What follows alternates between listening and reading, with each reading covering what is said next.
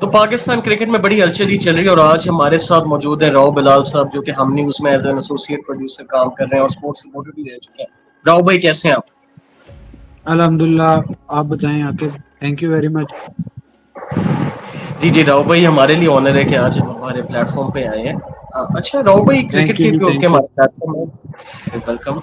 क्योंकि राव भाई, हमारा प्लेटफॉर्म क्रिकेट बेस्ड है, तो हम स्टार्ट अगर हम पीसीबी के हवाले से करें तो एक इवन एस्पिन क्रिक इन्फो ने रिसेंटली एक रिपोर्ट शेयर की है कि पाकिस्तान के पिछले 2 सालों में बहुत ज्यादा चेयरमैन, सिलेक्टर्स और जो है वो मैनेजमेंट चेंज होती रही है।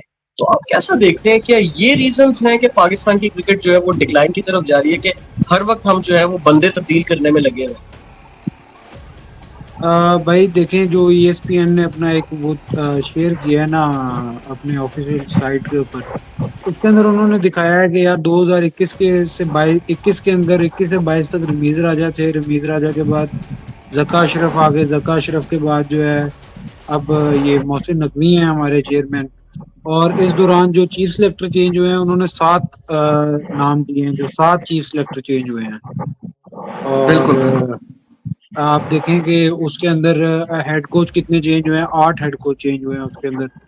और उसके अंदर आप देखेंगे जो पाकिस्तान क्रिकेट के अंदर इस टाइम जो पाकिस्तान क्रिकेट का डाउनफॉल चल रहा है ना, उसके अंदर हमें पीसीबी पॉलिटिक्स को समझने की जरूरत है। सबसे पहले पीसीबी पॉलिटिक्स जो है ना, अब आम पाकिस्तानियों के जहन में ये बात है कि पीसीबी चेयरमैन जो है वो एक एक्स क्रिकेटर होना चाहिए।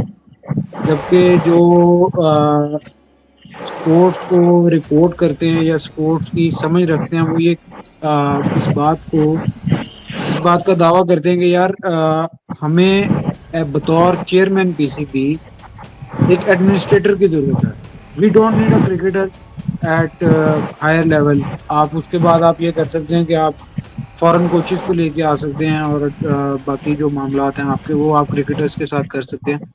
लेकिन जो बात है कि हमें जो चेयरमैन चाहिए बोर्ड का, वो हमें एक अच्छा एडमिनिस्ट्रेटर चाहिए जो कि अब आप ये देखें कि ये सीरीज वाइज कॉन्ट्रैक्ट करते हैं हेड कोच से, बॉलिंग कोच से, बैटिंग कोच से। तो मेरा ख्याल है कि इस तरह नहीं करना चाहिए जिस तरह पहले मिकी ऑर्थर के दौर में। मिकी ऑर्थर को 3 साल दिए कि मिकी ऑर्थर ने जब 3 साल उसको मिले तो उसने कहा था कि मैं आपको एक ट्रॉफी जितवा दूंगा। तो उसने वो चैंपियंस ट्रॉफी जितवा दी। और फिर उसके बाद कहते हैं कि जी रमीज राजा का जो टाइम था, रमीज राजा का टाइम गोल्डन पीरियड था पाकिस्तान क्रिकेट टीम का। तो वो गोल्डन पीरियड क्रिकेट टीम का इस वजह से था क्योंकि उस टाइम पे आप ये देखें कि हमारे मेन बैट्समैन थे बाबर, रिजवान, फखर, इमाम। ये टॉप नॉच फॉर्म में थे 2021 से लेके। अगर आप 21 एक साल का जिक्र करें, 21-22 के अंदर, तो रिजवान 21 के अंदर लीडिंग रन स्कोरर था T20 का। 22 फिर 22 के अंदर भी लीडिंग रन स्कोरर था। Same goes with Babar Azam. तो इसी तरह फिर शाहिन शाह अफरीदी, हमारा मेन अटैक बॉलर वही था, वो टॉप नॉच फॉर्म में था। हारिस रऊफ वो टॉप फॉर्म में था। फिर हमें 2022 के अंदर एशिया कप के अंदर हमें एक ऐसा बॉलर मिल गया नसीम शाह के उसमें, जिसने दुबई की पिचेस पे इंडिया वालों को नचा दिया था। आप अगर ऐसे ही। एशिया कप वाला मैच आपको याद हो, जो पहला मैच उसका डेब्यू मैच था और उसने इंडिया के खिलाफ खेला T20 के अंदर। और उसने उस मैच इंजर्ड भी के हो गया अंदर, था। इंजर्ड भी हुआ था शायद हाँ थोड़ा सा। उसने इंजर्ड हो गया था। वो क्रैम्प्स पड़ जाते हैं, प्रेशर होता है बड़े मैच का, प्लेयर प्रेशर ले जाता है। तो आप ये देखें कि उसने पहले ओवर में राहुल को आउट किया। विराट कोहली का एक कैच छूटा और विराट कोहली उसको अटैक पे नहीं जा रहा था। हालांकि आप देखें, अगर आप लेटर ऑन बात करें 2022 के T20 वर्ल्ड कप में भी विराट उसको अटैक नहीं कर रहा था। लेकिन उसके बाद 23 के एशिया कप में आपने देखा कि पहले मैच में विराट जल्दी आउट हुआ। दूसरे मैच में उन्होंने नसीम शाह को प्रॉपर उसके साथ प्लानिंग के साथ उसने नसीम शाह को अटैक किया। बाकी बॉलर्स को उसने तो टैकल किया। आपको ये बात समझने की जरूरत है कि रमीज राजा का टाइम जो है वो पाकिस्तान क्रिकेट का गोल्डन पीरियड नहीं था। पाकिस्तान क्रिकेट का गोल्डन पीरियड, अगर आप जिसको कहते हैं ना, हम टेस्ट में नंबर 1 पे 2016 में मिसबा की कैप्टनसी में आए। अ, उस टाइम पे सेठी साहब थे chairman, if I am not wrong. और तो वो गोल्डन पीरियड था। शॉर्टर फॉर्मेट के अंदर तो अभी भी आप देखेंगे पाकिस्तान लास्ट टेस्ट सीरीज अपने होम ग्राउंड पे कब जीता था। हम मतलब ऑस्ट्रेलिया आया, हम ऑस्ट्रेलिया से हार गए। इंग्लैंड आया, हम इंग्लैंड से हार गए। हमने न्यूजीलैंड की दो मैचेस की सीरीज थी, हमने ड्रॉ की। अब बांग्लादेश से हार गए हम। अब आगे अक्टूबर के अंदर आ रही है, 6-7 अक्टूबर को मैच है हमारा इंग्लैंड के साथ। देखें उसके अंदर क्या बनता है।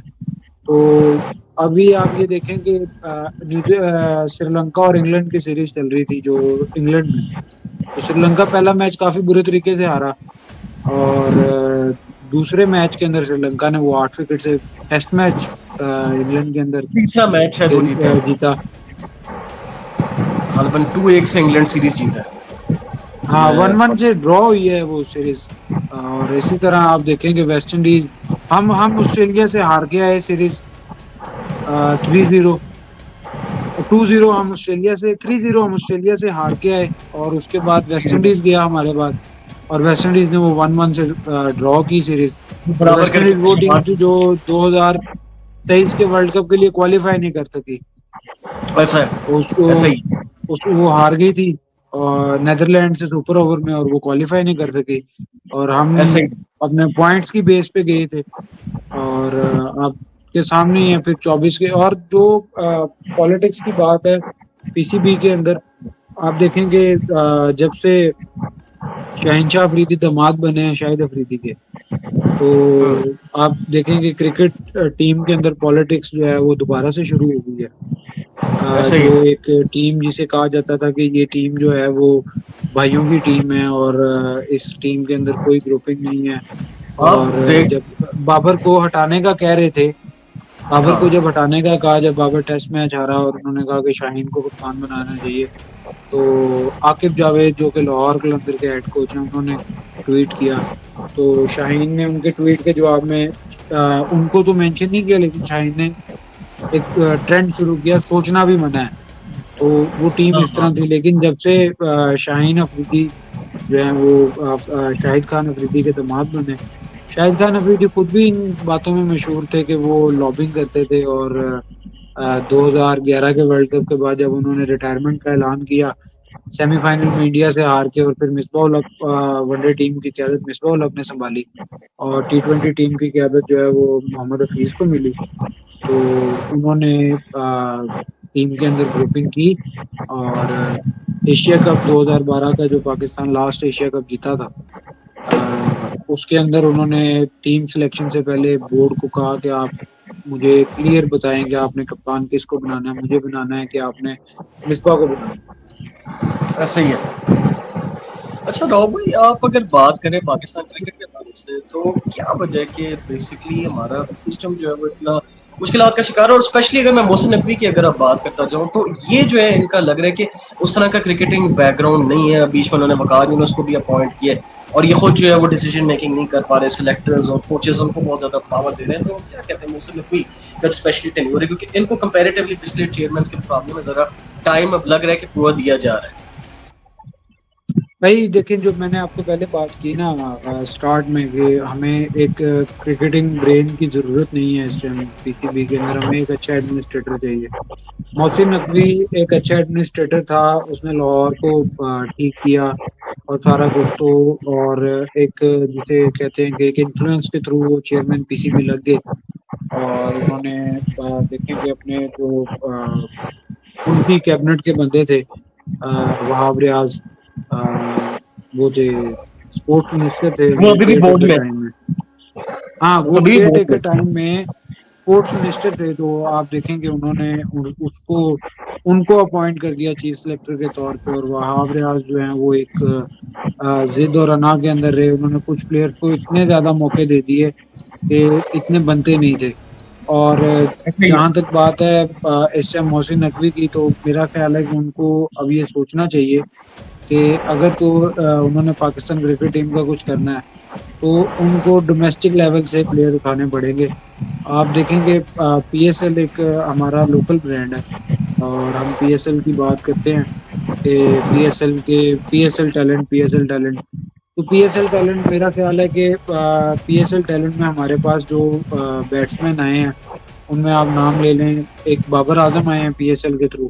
लेकिन बाबर आजम पीएसएल से पहले पाकिस्तान का डेब्यू कर चुके थे 2015 में, तो वो भी पीएसएल से नहीं आए। लेकिन असल जो उनका बूम आया वो पीएसएल खेल खेल के ही आया। तो पाकिस्तान क्रिकेट के अंदर जो है, क्या कह रहे हैं आप? फखर जमान पीएसएल से आए, शादाब, शाहिद हाँ, अफरीदी फखर तो। जमान पीएसएल से हैं, मैं उन्हीं की तरफ आ रहा था कि देखें बैट्समैन के अंदर अगर आप बात करें ना, तो एक फखर जमान है जो कि लॉन्ग टर्म पाकिस्तान के लिए 2017 से लेके 24 तक खेल रहा है, पीएसएल से आया हुआ। परफॉर्म भी किया है, इत- उन्होंने परफॉर्म भी काफी किया, उन्होंने परफॉर्मेंस भी दी। परफॉर्म किया। देखें चैंपियंस ट्रॉफी के अंदर इंडिया के खिलाफ अगर फखर जमान के 114 रन निकाल दें, वो 6 पे आउट हो गए थे, तो आप वो 108 रन निकाल दें तो पाकिस्तान किधर स्टैंड करता था। तो इसी तरह जो है आप देखें कि बॉलर्स के अंदर हमारे पास बॉलर्स आए हैं, नसीम शाह आया हमारे पास, हारिस रऊफ आया, शाहीन अफरीदी भी अंडर 19 खेला हुआ था। और फिर उसके बाद देखें शादाब आया, हसन अली आया। तो हमने बॉलर्स अच्छे प्रोड्यूस किए। लेकिन अब अगर मजीद हम इस चीज को आगे देखें तो हमारे बॉलर्स की भी कोई ऐसी खास कारकर्दगी नहीं थी। हम इंडिया के अंदर अभी वर्ल्ड कप खेल के आए 2023 वाला, तो हमने कहा कि जी रोड पिचेस बनाई इन्होंने और ये किया और वो किया। लेकिन उन्हीं ग्राउंड्स के अंदर, जिन ग्राउंड के अंदर हमारे बॉलर्स ने 350 खाया, 400 खाया न्यूजीलैंड से, उन्हीं ग्राउंड पे जब इंडिया का मैच हुआ तो इंडिया ने टीम्स को कम स्कोर पे भी आउट किया। जिस मैच में इंडिया ने साउथ अफ्रीका को 308 का टारगेट दिया, उनको 83 पे 87 पे ऑल आउट कर दिया। तो आप देखें कि आपको कंडीशन समझने की जरूरत होती है।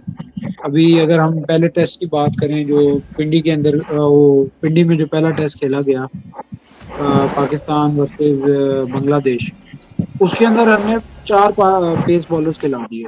और सेकंड इनिंग में मेहदी हसन ने 5 आउट कर दिए, वो स्पिनर था। तो हमने पिच को रीड ही नहीं किया। पिच हमारे कैप्टन पिच पे जाते ही नहीं है, इस पे उसके लिए पिच को देखने के लिए जाते ही नहीं है। तो आप हाँ, देखें कि हमें एक तो मैं ये इंटरनेशनल समझता हूँ हालांकि कि क्यूरेटर भी हमने रखा है, हमने हालांकि इंटरनेशनल क्यूरेटर भी रखा है, और अब आपकी आगे इंग्लैंड से बड़ी टफ सीरीज आ रही है। भाई इंग्लैंड ये से हमारा बहुत हाल। टफ सीरीज आनी है। इंग्लैंड वो टीम है, वो आपको 3-0 हरा के गई है अभी होम ग्राउंड में 1.5 साल भी पहले। हरा के बड़ा हाँ, और अग्रेसिव खेलते हैं। आप इंग्लैंड से आखिरी दफा टेस्ट मैच जीते थे आप 2017 या 18 के अंदर। उसके बाद अठारह आप अठारह में इंग्लैंड से टेस्ट लॉस। मैच भी नहीं जीते। उस यस, टाइम पे सरफराज कैप्टन होते थे और Mohammad Abbas man of the match बने थे उस मैच में, जिस मैच में बिल्कुल पाकिस्तान बिल्कुल जीता था। बिल्कुल। तो आप देखें कि अभी ना तो हम पिच पड़ते हैं, और दूसरा जो बात चल रही है कि शान मसूद की कैप्टनसी के अंदर पहला कैप्टन है वर्ल्ड क्रिकेट का जिसने पहले 5 टेस्ट मैच अपनी कैप्टनसी में हारे हैं। तो ऑस्ट्रेलिया की सीरीज हमेशा टफ रही है, और लेकिन वहां पे भी हमने 16 पे 4 आउट कर दिए थे उनके। और डेविड वार्नर, ट्रेविस हेड, ये सारे आउट हो गए थे, मार्नस लबुशेन भी आउट हो गया था। वो कैच हमने ना तो छोड़े तो शायद उनको ऑल आउट हम कर लेते बड़ी जल्दी। कैच भी मुझे याद है यार बुलेट। उनको उनको देखें, हमने ऑस्ट्रेलिया के अंदर खेलते हुए 23 साल में पहली दफा ऑस्ट्रेलिया को, पाकिस्तान ने जितना रन किया था ऑस्ट्रेलिया के ऊपर ट्रेल था 20-22 रन का, 23 साल के अंदर पहली दफा ऐसा हुआ था। तो हम्म। मैं ये समझता हूँ कि we can hope for the best. और हमें चाहिए पाकिस्तान क्रिकेट के अंदर जो ये फ्लक्चुएशन चल रही है, कभी कैप्टन को हटा दिया फिर वापस ले आए, फिर कभी कोच को हटा दिया। कोचेस को मेरा ख्याल है कि उनको 3 साल का कम से कम टाइम देना चाहिए एक कोच को, ताकि कोच आपको मिकी आर्थर की तरह वादा कर सके कि मैं आपको एक जो है ट्रॉफी जितवा दूंगा। अगर 2 आ ऐसा ही रही है। हैं, 3 आ रही हैं ट्रॉफीज, आगे आगे चैंपियंस ट्रॉफी आ रही है, पाकिस्तान उसको होस्ट कर रहा है। उसके अंदर भी इतलात काफी ऐसी आ रही हैं कि आप कह रहे पाकिस्तान थे जो है वो अफगानिस्तान की टीम हाइब्रिड नहीं आ मॉडल रही, की तरफ जाएगा। अफगानिस्तान की टीम शायद नहीं आ रही, और अभी बल्कि एक हाँ जी, न्यूज है मैं आपको अफगानिस्तान ये में। मतलब एक हाँ, नहीं नहीं, मैं मैं आपको एक्चुअली इस ये पे एक बल्कि सॉरी मतलब खबर देता हूँ कि अफगानिस्तान ने बाकायदा तौर पे उनके बोर्ड की मीटिंग तो जब भी होगी, लेकिन उनके प्लेयर जो हैं वो और उनके जो बोर्ड मेंबर्स हैं, they are not ready to come Pakistan. और ऐसे ही। वो इस वजह से वो इस वजह से नहीं आना चाह रहे, क्योंकि देखें, वो पाकिस्तान को हमेशा से उन्होंने एक हेट और उसकी नज़र से देखा है। और दुश्मन। अगर आप देखें तो अभी मैं ट्विटर पे ही देख रहा था कि अफगानिस्तान के कैप्टन जो हैं हशमतुल्लाह, जिनकी कैप्टनसी में अफगानिस्तान ने पहली दफा पाकिस्तान को ओडीआई मैच हराया 2023 का वर्ल्ड कप में। तो उन्होंने बयान दिया कि India is my second home, और जब उनसे चैंपियन ट्रॉफी का सवाल किया गया तो उन्होंने कहा कि वो तो हमारा बोर्ड डिसाइड करेगा, मैं तो नहीं डिसाइड कर सकता। और बल्कि राव भाई इसमें अपशमत की बात करें, इन्होंने आई थिंक कभी ये भी कही, मैं न्यूज़ आज अपनी वीडियो में भी डिस्कस करा था कि उनको इंडिया ने जो एक ग्राउंड दिया था ग्रेटर नोएडा, गालिबन उनकी न्यूजीलैंड से सीरीज हो रही है, वो ग्राउंड की कंडीशन और उससे भी खुश नहीं है, और वो फिर आप कह रहे हैं कि इंडिया को सेकंड होम भी कहते हैं, लेकिन उनकी प्लेइंग कंडीशन से भी वो सेटिस्फाइड नहीं है जो उनको ग्राउंड दिए जा रहे हैं। ये न्यूज़ देखें, बल्कि आप मतलब प्लेइंग कंडीशंस की बात कर रहे हैं और वो सारा कुछ कि अभी मैं एक जगह पे अफगानिस्तान वर्सेस न्यूजीलैंड सीरीज थी, अफगानिस्तान ने होस्ट करनी थी वो सीरीज। तो हम्म, उसके अंदर 3 T20 थे और 2 टेस्ट मैच थे। अफगानिस्तान वर्सेस न्यूजीलैंड सीरीज थी, अफगानिस्तान होस्ट था उस सीरीज का, आईसीसी उसी की की तरफ बात से है। शेड्यूल था। तो हाँ, इंडिया ने मतलब कह दिया कि हम अपना होम ग्राउंड दे देते हैं अफगानिस्तान को खेलने के लिए, और अफगानिस्तान ने उस चीज को एक्सेप्ट भी किया। मेरा ख्याल है इसी वजह से हशमतुल्लाह ने कहा था कि इंडिया में सेकंड होम, और क्योंकि वो ये समझते हैं कि इंडियन बोर्ड उनको फैसिलिटेट करता है। और लेकिन राव भाई इन्होंने ये लिखा हुआ है कि ग्राउंड में जो है यहाँ पर बहुत ज्यादा गड़बड़ है, और वो दोबारा इस वेन्यू पे खेलना नहीं चाहते। ये वो पता नहीं, ये हमारे मीडिया ने रिपोर्ट बना दी है, बाकी ये क्योंकि कह रहे हैं कि ऑफिशियल्स ने ये स्टेटमेंट दी है, तो ये तो फिर एक अलार्मिंग चीज है कि शायद ग्राउंड की कंडीशंस यार इतनी वो अच्छी तो नहीं है। और देखें, जो जिस रिपोर्ट की आप बात कर रहे हैं, जब वो ऑफिशियल रिपोर्ट आएगी तो फिर ही हम उस पर कुछ तबसरा कर सकते हैं। और ग्राउंडमैन की बात पे या प्लेयर्स की बात पे हम नहीं कुछ कह सकते। अगर आईसीसी इस किस्म का कोई बयान जारी करता है तो उसके ऊपर हम कह सकते हैं।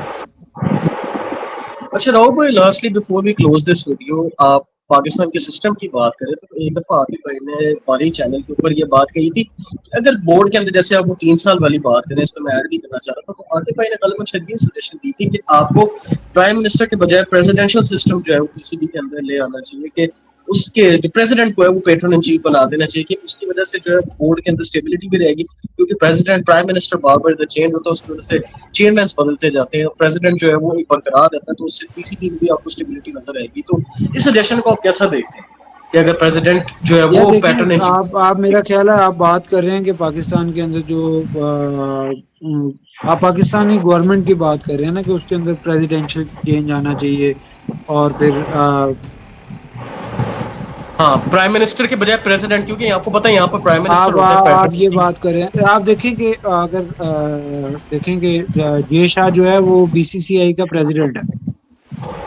ऐसा ही है। ठीक है, और वो नॉन क्रिकेटिंग आदमी है। और इसी तरह मुख्तलिफ कंट्रीज के अंदर आप देखें तो उनके पास उनके अंदर प्रेसिडेंट भी हैं। उनके अंदर कोई ऐसे नहीं है कि उन्होंने चेयरमैन पीसीबी और वो। तो मेरा ख्याल है कि आप एक प्रेसिडेंट लगा दें और इलेक्शंस के थ्रू हो।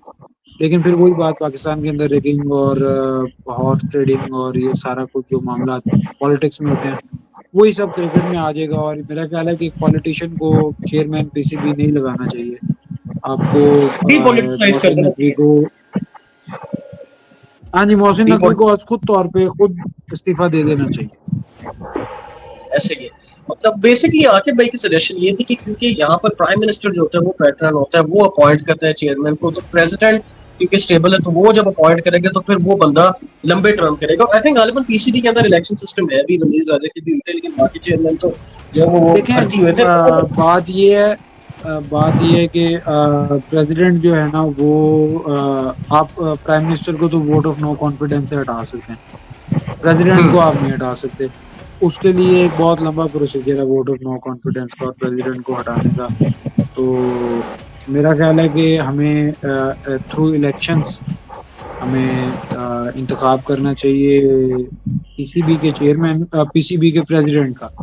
और मोहसिन नकवी को अब जो पाकिस्तान क्रिकेट के हालात हो गए हैं कि पहली हम्म। दफा हम सुपर 8 के लिए क्वालिफाई नहीं कर सके और T20 वर्ल्ड कप में, और छोटी टीमों से हार बांग्लादेश से रहे हैं, हम पहली, यूएसए, आयरलैंड, हाँ बांग्लादेश से इनसे हम हार पहली रहे दफा हारे। वो तो कुछ छोटी टीम से तो यार देखें, वो भी खेलने के लिए आए होते हैं। हैं। और यूएसए ने, मेरा ख्याल है कि वो मैच लड़के, यूएसए ने वो मैच जीता था। वो मैच हमने उनको जिम्बाब्वे की तरह प्लेट में रख के नहीं दिया था कि 3 पे 3 रन चाहिए थे और हमसे चेज नहीं हुए थे। तो मेरा ख्याल है कि उनको, मोहसिन नकवी को खुद देखना चाहिए ये, I should give some other person a chance. अभी इतलात आ रही हैं कि नजम सेठी को वापस वो टच कर रहे हैं, लेकिन सेठी साहब इस टाइम पे ये कह रहे हैं कि, क्योंकि सेठी साहब जर्नलिज्म में वापस आ गए हैं और हम्म। वो एक निजी चैनल के ऊपर प्रोग्राम भी कर रहे हैं सेठी से सवाल। हम्म।